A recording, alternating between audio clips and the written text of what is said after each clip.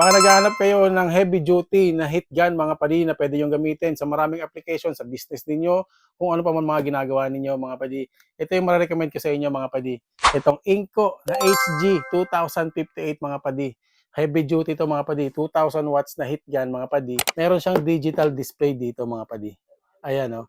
Kompleto na yan ng mga attachment mga padi. Ito yung mga nozzles niya. Yan. Yan. So, kompleto siya ng mga attachments mga padi. Ito yung pinaka-hit gun niya mga padi. Ayan, tingnan mo naman oh. Itsura pa lang talaga namang heavy duty mga padi, di ba? So, ayan, meron siyang digital display dito mga padi and meron siyang 3 speed modes. Ayan. So, ito yung pinaka number 1 niya mga padi. Pag in-on mo yan, lalabas na yung display niya.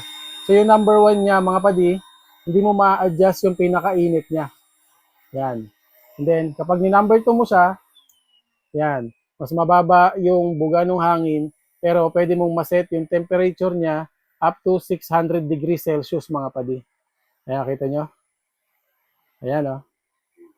Yan. So, kita nyo yan yung pinakasagad na init niya. Pwede nyo siyang hinaan mga padi.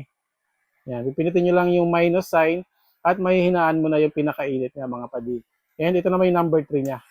Mas malakas lang yung buga ng hangin, pero same pa rin yung init niya. Yung kagandahan kasi dito mga padi, pwede mo ma-adjust yung mga lakas ng init niya depende doon sa pinaka-fan speed na gusto nyo mga padi. No? So ito, pwede kong lakasan yan.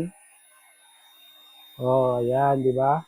Yung kagandahan dito mga padi, pwede mong i-adjust yung init na gusto mo. Unlike dun sa mga conventional na heat gun na on and off lang yung pwede mong i-adjust mga padi. Yung pinaka-fan speed lang. Pero dito, pwede mong may adjust kung gaano kalakas yung init na gusto mo. So kung sakali man na kailangan mo nito at gusto mo nito mga padi, lalagay ko na yung link dyan sa yellow basket natin mga padi. Alright.